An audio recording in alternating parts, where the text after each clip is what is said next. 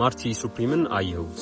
በዋናነት ፊልሙ የሚተርከው አንድ ማርቲ ማውዘር ስለተባለ አይሁዳዊ የቴኒስ ፕሌየር ነውና በ1940ዎቹ ብዙም የቴኒስ ቴብል እንደ ስፖርት ሪኮግናይዝ ባልተደረገበትና እውቅና ባላገኘበት ሰዓት ላይ የቴኒስ ቴብል ፕሌየር ስለመሆን ህልም ስላለው አንድ ወጣት ይተርካል ማለት ነውና ያ ገጸ ባህሪ ማርቲ ይባላል።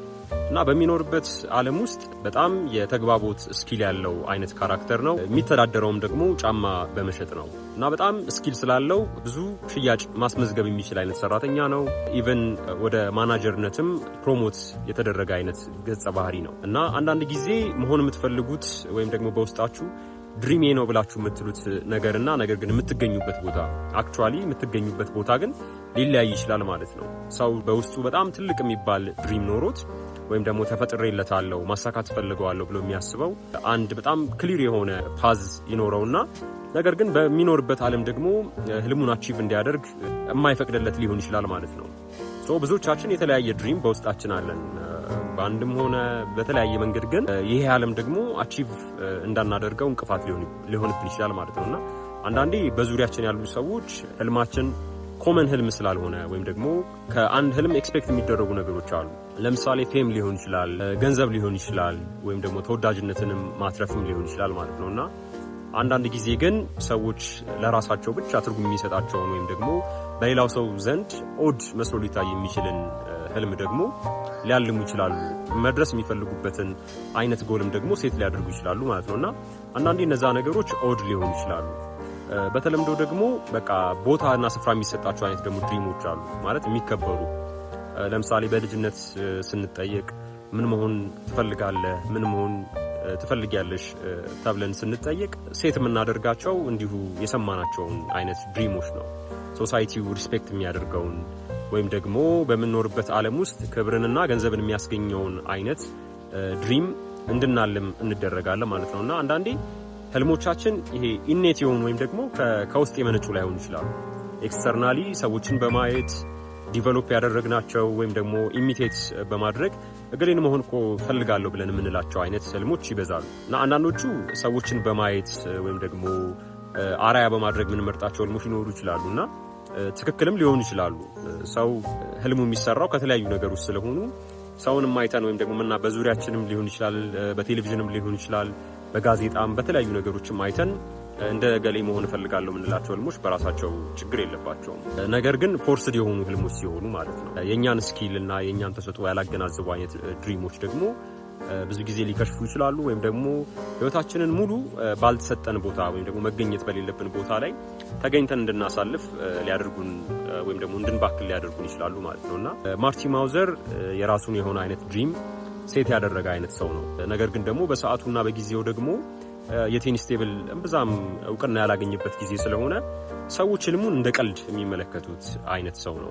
ለቴኒስ ቴብል በዚህ ደረጃ ዋጋ ይከፈላል፣ በዚህ ደረጃ መስዋዕትነት ይከፈላል። እዚህ ጋር በየወሩ ሊቪንግ እርን ማድረግ የሚችለው ነገር እያለ ነገር ግን በሰዎች ዘንድ የሚጨበጥ አይነት ህልም ለማይመስል ወይም ደግሞ እዚህ ግባ ለማይባል ለሚመስል ወይም ዓለም ላልተቀበለው ህልሙ ደግሞ የሚከፍለውን ዋጋ ነው የሚያሳየው ማለት ነውና አንዳንድ ጊዜ ለኛ ህልም ሌላ ሰው ሊቆምልን አይችልም ወይም ደግሞ ለኛ ህልም መስዋዕትነትና ዋጋ ሊከፍሉልን የሚችሉ ሌሎች ሰዎች የሉም። በሆነ መንገድ የሱ ድሪም ቴኒስ ቴብል ፕሌየርነት ቢሆንም ነገር ግን ህልም ስለሆነ ከብዙዎቻችን ጋር ወይም ደግሞ የተለያየ ህልም ካለን ሰዎች ጋር ሪሌት ሊያደርግ የሚችል አይነት ስቶሪ አለው ማለት ነውና እኔም በግሌ የቴኒስ ቴብል የሚወድ ወይም ደግሞ አንደርስታንድ አደርጋለሁ ምን አይነት ሰው አይደለሁኝም እና ፊልሙንም ስጀምረው ከቴኒስ ቴብል ስፖርት ጋር የተያያዘ ነገር እንደሆነ ተሰምቶኝ ስለነበረ ምጨርሰውም አልመሰለኝም ነበር። በተለይም ደግሞ አሁን ባለንበት የአቴንሽን ስፓናችን በጣም በተመታበት ሰዓት ላይ የ2 ሰዓት ተኩል ገደማ ፊልም ጨርሶ ማየት በጣም ቻሌንጂንግ ነውና ነገር ግን ሳይታወቀኝ በጣም ሲኒማው በጣም ያስደነቀኝ የቲሞቲ ሻለሜ በጣም የሚገርም ትወና ያስደመመኝ አይነት ሆኖ ነው ያገኘሁት ማለት ነውና በጣም ሃይሊ ሪኮመንድ አደርጋቸዋለሁ። እና አንዳንድ ጊዜ ከድሪም ጋር በተያያዘ ሁላችንም በየግል ህይወታችን ውስጥ ነብይ ነን ማለት ለራሳችን የምንመኘውና መድረስ የምንፈልግበትን አይነት ጎል ሴት እናደርጋለን። ራሳችንን የምናይበት መነጽር አለ። እኔ ነገ ከነገ ወዲያ እዚህ ቦታ ላይ መድረስና መገኘት እፈልጋለሁ፣ ይሄንን ስኬት አቺቭ ማድረግ እፈልጋለሁ ብለን ሴት የምናደርጋቸው ነገሮች አሉ። አንዳንድ ጊዜ ህልማችንን ዓለም ሊያዳፍንብን ይችላል፣ ወይም ደግሞ በዙሪያችን ያሉ ሰዎች በቅርብ ያሉ ሰዎች በእኛ ላይ ያምኑ ይችላሉ፣ ወይም ደግሞ ህልም አድርገን ሴት ባደረግነው ነገር እምነት ላይኖራቸው ይችላል። ስለዚህ ዋጋም ላይ ከፍሉልን ይችላሉ። ፕላስ ደግሞ እኛ እንሄድበት ከምንችልበት ርቀትም ደግሞ ወደ ኋላ ሊመልሱን ይችላሉ፣ ህልማችንን ሊያዳፍኑት ይችላሉ ማለት ነው። ሶ ማርቲ በዚህ ፊልም ውስጥ በህይወቱ የሚገጥሙትን መሰናክሎች ሁሉ ለማለፍ የማይከፍለው አይነት ዋጋ የለምና ምናልባትም አንዳችንን ከሌላችን የሚለየን አላሚነታችን ወይም ደግሞ ራዕይ ማስቀመጣችን ወይም ደግሞ ለራሳችን የምንመኘው ነገር መኖሩ ሳይሆን ይልቁንም ላለምነው ነገርና መድረስ እፈልጋለሁ ብለን ለምናስብበት ነገር የምንከፍለው ዋጋ ምንድነው ወይም ደግሞ በዛ ደረጃ ህልሜ ነው ለምንለው ነገር መስዋዕትነት ለመክፈል ዝግጁ ነን ወይ የሚለውን ነገር እንድንጠይቅ ያደርገናል ማለት ነው። እና በምንኖርበት ዓለም ውስጥ ህልም ነው ብለን የምንለው ነገር የሆነ ሪዋርድ ይዞ እንዲመጣ ወይም ደግሞ በተለይም ደግሞ አሁን በጣም ካፒታሊስት የሆነ ዓለም ስለሆነ እያንዳንዱን ነገር የምናገናኘው ከገንዘብ ጋር ነው። ህልማችን የግድ የሆነ ሪተርን ይዞ መምጣት ይጠበቅበታል።